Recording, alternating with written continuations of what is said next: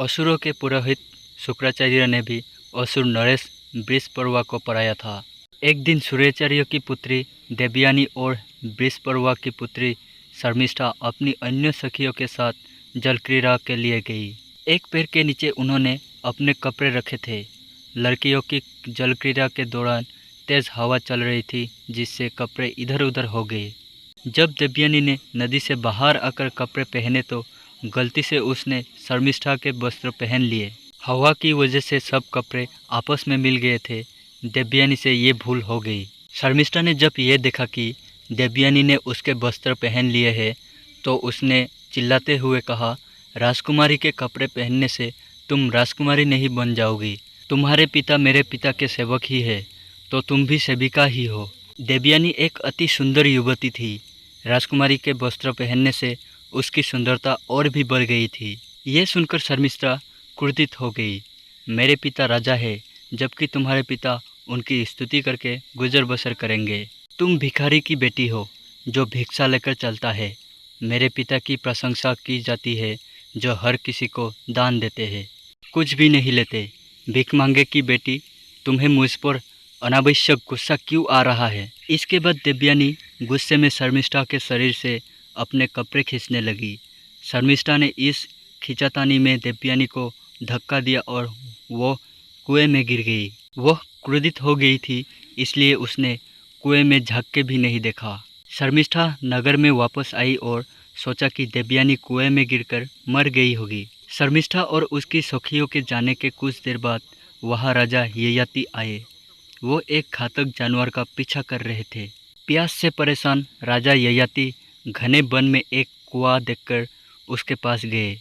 उन्हें कुएं में झांककर देखा कि पानी के स्थान पर घास तिनके और लताओं पर एक सुंदर युवती है। युवती ने राजा ययाति से परिचय लिया। इसके बाद उन्होंने उसे जगाया और निकाला। युवती ने बाहर निकलते समय राजा ययाति को अपना दाहिना हाथ दिया। कुएं से बाहर निकलने के बाद ययाति ने देवयानी से कहा, अब तुम निर्भय होकर जहाँ चाहो जा सकते हो। तुमने मेरा दाहिना हाथ पकड़ा है, इसलिए अब तुम मेरे पति हो गए। देवयानी ने कहा। जब उसने ये सुना, मुझे अब अपने साथ ले जाओ। सुमुखी, तुम ब्राह्मण कन्या हो, मैं क्षत्रिय हूँ, इसलिए हमारा विवाह नहीं हो सकता। ययाति ने कहा, मैं आपसे शादी कैसे कर सकता हूँ? आप जगतगुरु होने के योग्य शुक्राचार्य की पुत्री हो। उनकी पुत्री का विवाह एक क्षत्रिय से कैसे हो सकता है? देवयानी ने कहा, राजन, अगर मेरे कहने पर तुम आज मुझे वरण करने को तैयार नहीं हो और मुझे साथ नहीं ले जाते हो तो मैं पिताजी की अनुमति लेकर तुम्हारा वरण करूंगी। तब तुम मुझे अपने साथ ले जाओगे। इसके बाद ययाति देवयानी से विदा लेकर चले गए। ययाति के जाने पर देवयानी घर नहीं गई। वही एक वृक्ष का सहारा लेकर खड़ी हो गई। पुत्री के घर लौटने में देर हो रही थी।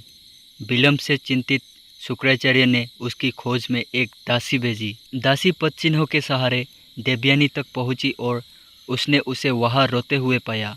जब दासी ने देवयानी से उसके पिता की इच्छानुसार शीघ्र घर पहुंचने को कहा तो उसने दासी को पहले शर्मिष्ठा द्वारा किए गए दुर्व्यवहार के बारे में बताया और फिर कहा कि पिताजी से कह देना कि अब मैं बृहस्पति के नगर में पैर नहीं रखूंगी। दासी ने नगर लौटते ही शुक्राचार्य को देवयानी के अपमान की सूचना दी। दासी की बात सुनकर शुक्राचार्य तुरंत अपनी पुत्री को ढूंढने निकल पड़े और उन्हें ढूंढने में काफ़ी मुश्किलें करनी पड़ी। उन्होंने अपनी बेटी को सांत्वना देते हुए कहा, बेटी, हमारा सुख या दुख हमारे अपने अच्छे या बुरे कर्म से निर्धारित होता है। ऐसा लगता है कि आपने कोई बुरा कर्म किया है और उसका फल आपको भुगतना पड़ रहा है। इस पर देवयानी ने कुछ क्रोध और दुख के साथ कहा, पिताजी, कृपया मेरी बात ध्यान से सुने और मेरे अच्छे या बुरे कर्मों के बारे में ना पूछे। बेटी ने आज बड़े गर्व के साथ मुझसे कहा कि आप एक शैतान के बारे में गाते हैं। मैं स्तुतिकर्ता और याचक की बेटी हूँ। उन्होंने बार बार ऐसी बातें कहकर मेरा अपमान किया। इतना ही नहीं, वो मुझे कुएं में धकेलकर मार डालना चाहती थी। कहती है कि तुम भिखारी हो। क्या ये सच है? यहाँ तक कि आग से जले हुए लोग भी समय के साथ ठीक हो जाएंगे। लेकिन कड़वे शब्दों से लगे घाव नहीं भरेंगे। देवयानी की बात से शुक्राचार्य बहुत क्रोधित हुए और वृषपर्वा के पास गए। उन्होंने उनसे कहा, पहले तुम्हारे सेवकों ने मेरे साथ पढ़ने वाली निर्दोष को मार डाला, अब आपकी पुत्री शर्मिष्ठा ने न केवल मेरी पुत्री देवयानी को कटु वचनों से अपमानित किया, बल्कि उसे कुएं में धक्का देकर मारने का भी प्रयास किया। इस अपराध के लिए मैं अब आपके राज्य में नहीं रहूँगा।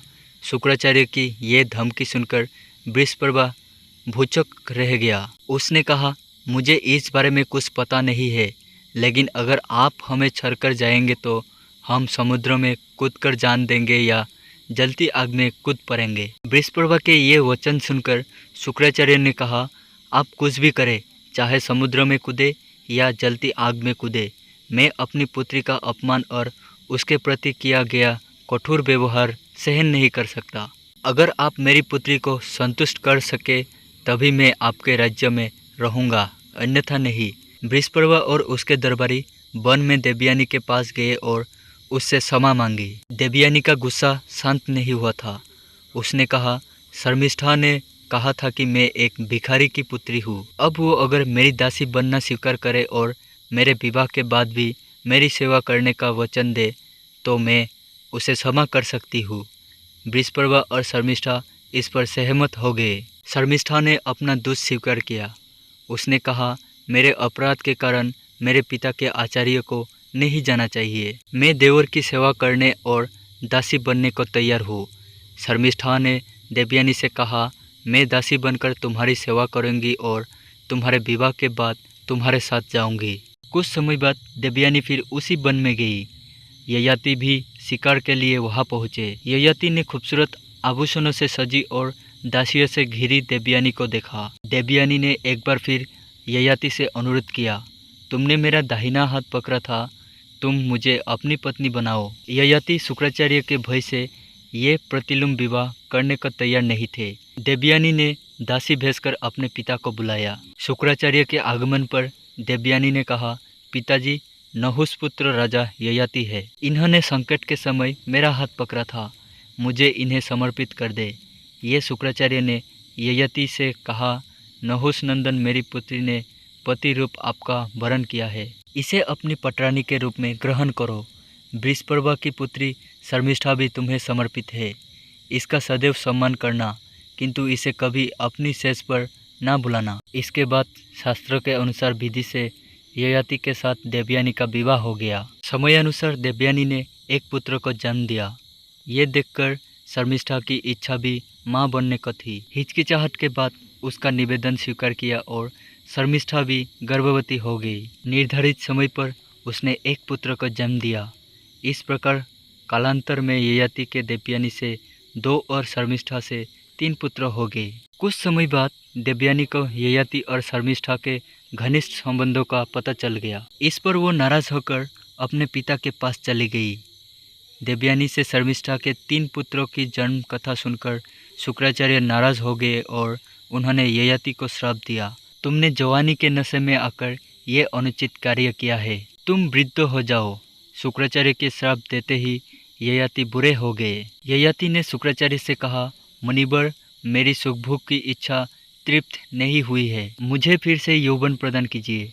शुक्राचार्य ने यह सोचकर कि ययाति ने देवयानी को कुएं से निकालकर जीवन दान दिया था, कहा, मैं तुम्हें यह सुविधा देता हूँ कि तुम किसी भी युवक या यौवन प्राप्त कर उसे अपना बुढ़ापा दे सकते हो। देवयानी ने जब देखा कि उसका युवा सुंदर पति अब एक कुरूप बुरा व्यक्ति हो गया है तो उसे कष्ट हुआ। भूख से डूबे ययाति का मन यौवन के आनंद से भरा नहीं था। वो बड़े आत्मविश्वास से अपने बड़े पुत्र यदु के पास गया और यौवन देने की बात कही। यदु ने ययाति को मना कर दिया। इसी प्रकार तुर्बस्तु, अनु, द्रियु ने भी ययाति के आग्रह को ठुकरा दिया। अंत में ययाति ने अपने सबसे छोटे पुत्र पुरु से याचना की। पुरु ने सहर्ष अपने पिता की बात मान ली और यौवन दे दिया। उसी पल ययाति पुनः युवा बन गए और पुरु एक वृद्ध व्यक्ति बन गया। ययाति ने आनंदपूर्वक 100 साल तक यौवन का उपभोग किया। 100 वर्ष पूरे होने के बाद भी ययाति ने जब अपने को असंतुष्ट पाया तो वो सोच में पड़ गया। उसे समझ आया कि इच्छाओं का कोई अंत नहीं है। लाख मन की कर लो मगर फिर कोई नई इच्छा पैदा हो जाती है। ऐसे कामनाओं के पीछे भागना व्यर्थ है। ययाति ने अपने पुत्र पुरु के पास वापस जाकर उसे उसका यौवन वापस करने की सोची। जब पुरु को अपने पिता ययाति की इच्छा पता चली तो उसने कहा, अपने पिता के आज्ञा का पालन तो मेरा कर्तव्य था। आप अगर चाहे तो कुछ समय और आनंद भोग करें, मुझे कोई कष्ट नहीं है। ययाति ने जब यह बात सुनी तो उन्हें बहुत ग्लानि हुई। ययाति पुरु की उदारता से बहुत प्रभावित हुए और सबसे छोटा होने के बावजूद उन्होंने पुरु को अपना उत्तराधिकारी घोषित कर दिया। ययाति ने पुरु को उसका यौवन वापस लौटा दिया।